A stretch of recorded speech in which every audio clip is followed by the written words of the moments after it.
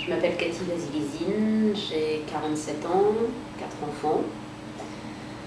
Je suis arrivée à Évreux en 1982, j'en suis repartie en 1998. Si cette ville n'est pas ma ville de naissance, j'y suis beaucoup attachée. Je me suis investie dans le milieu associatif de 1990 à 1998, notamment sur la création de la Maison de l'Enfant, à la MJC avec le secteur des musiques actuelles, sur les expériences associatives. Les choses qui ont été importantes pour moi, c'est de travailler sur les quartiers, sur les opérations été jeunes. J'ai vécu pendant 5 ans à la Madeleine, j'ai travaillé en prévention à la délinquance, ainsi que sur les opérations été jeunes, ce qui m'a permis de découvrir une population que je ne connaissais pas. Une population de personnes issues de l'immigration, de personnes qui étaient touchées par le chômage,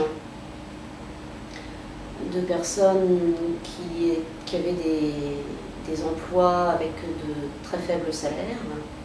Et c'est vraiment, bon, moi j'ai vécu à la campagne, j'ai eu une jeunesse assez dorée puisque je suis allée au lycée. Les jeunes que je fréquentais par la suite, c'était des jeunes qui étaient en faculté, donc un milieu universitaire. Et la seule vision que j'avais des quartiers, c'était la vision qu'en montraient les médias. Et lorsque je me suis confrontée à la réalité, en prévention à la délinquance, je me suis aperçue que ces jeunes étaient des jeunes comme les autres, tout simplement, et qu'ils étaient dignes d'attention. Le fait de les écouter, le fait d'être près d'eux, je me suis aperçue que c'était des jeunes qui avaient des volontés, qui, même s'ils n'avaient pas fait d'études, avaient des passions. Et lorsqu'on les associait au projet, ces jeunes étaient tout à fait capables de participer au projet, de les mener à bien. Et pour peu qu'on se donnait la peine de leur expliquer ce qu'était une méthodologie de projet, on arrivait à faire des choses vraiment fantastiques, à mettre en place des soirées, à organiser des concerts, à planifier des vacances, non pas en tant que consommateurs, mais en tant qu'acteurs de leurs propres vacances. En parallèle, je continue à faire du théâtre et à mener des ateliers d'écriture, avec des personnes n'ayant aucune difficulté d'insertion, mais ayant chacun des difficultés, des petits problèmes, des petits soucis dans la vie. Et je me suis aperçue que ces activités artistiques permettaient aux gens, aux participants, de pouvoir surmonter certaines choses. Et j'ai souhaité, dans le cadre de ma fonction de responsable d'entreprise d'intérim d'insertion, mettre en place des ateliers d'écriture, de théâtre, d'expression vocale et corporelle. Ça n'a pas été possible pour des raisons budgétaires.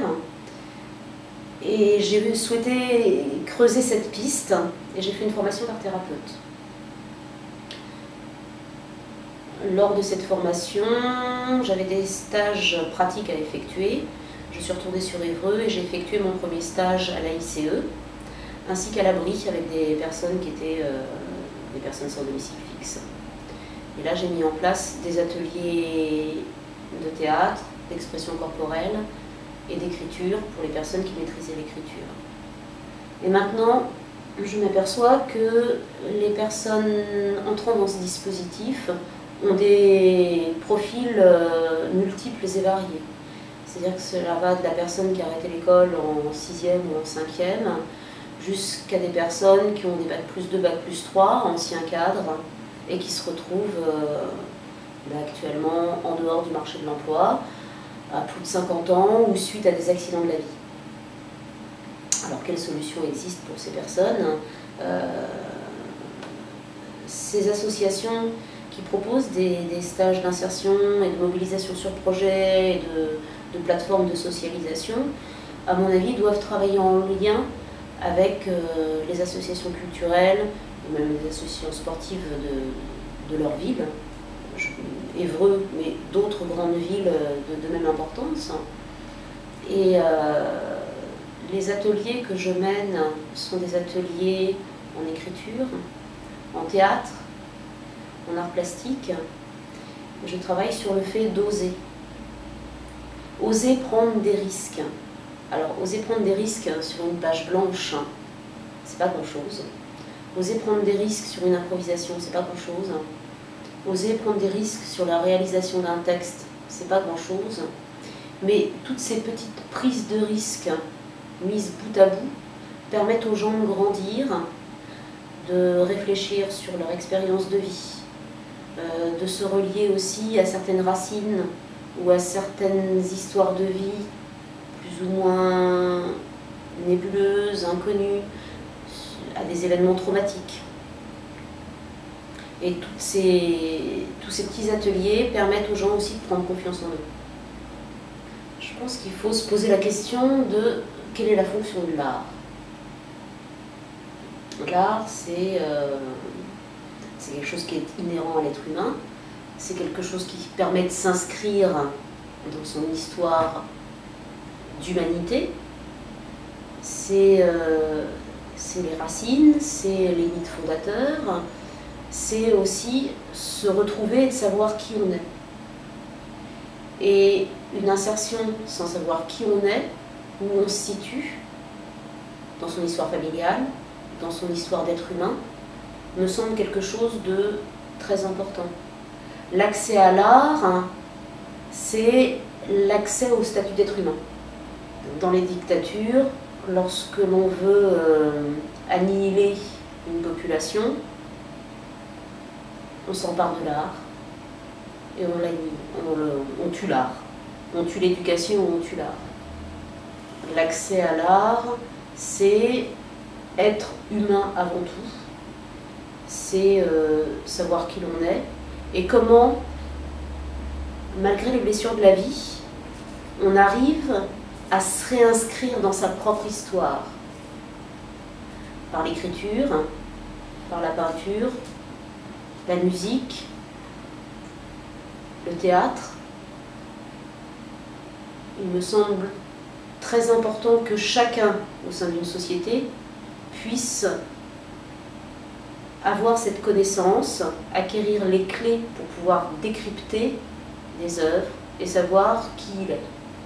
Moi, ce qui me semblerait intéressant, au niveau, pas seulement au niveau de la ville, au niveau de l'agglo, au niveau du département, il y a déjà quelqu'un qui travaille par rapport à ça, qui fait un très bon travail, c'est Gérard Garouste, avec La Source. Et je pense que sur ce département, non pas pour concurrencer Gérard Garouste, mais pour être aussi complémentaire, c'est de développer peut-être des résidences d'artistes, des artistes qui exposent au niveau régional, national, européen, et que ces artistes aient la possibilité non seulement d'être en résidence, mais aussi la possibilité d'échanger et d'apporter au niveau des écoles, des centres de loisirs, des associations qui mènent des ateliers à l'année, et de mettre en place des expositions aussi qui peuvent tourner sur le département, sur la région, et qui sont en lien aussi avec ce qui se passe à Paris. Ça se fait dans certaines villes, notamment dans l'est de la France. Donc dans la région aussi, il y a M. Zébukovec qui a racheté une usine et qui fonctionne actuellement sans subvention, et qui chaque année met en place une exposition avec différents artistes, peintres et sculpteurs, avec des artistes fantastiques. Ce que je peux constater, c'est que sur un même territoire, il y a beaucoup de gens de bonne volonté, beaucoup d'associations qui œuvrent dans le sens de la culture, dans le sens de l'éducation. Ce que je déplore, c'est que c'est un petit peu chacun pour sa chapelle, avec des histoires de querelles, de pouvoir, de petits pouvoirs. Et ce qui me semblerait intéressant, c'est que ces forces se fédèrent et puissent travailler ensemble. Alors on va dire que je suis idéaliste peut-être. Mais mon souhait, effectivement, c'est que soit tissé un grand lien où les personnes peuvent travailler ensemble sans esprit de concurrence.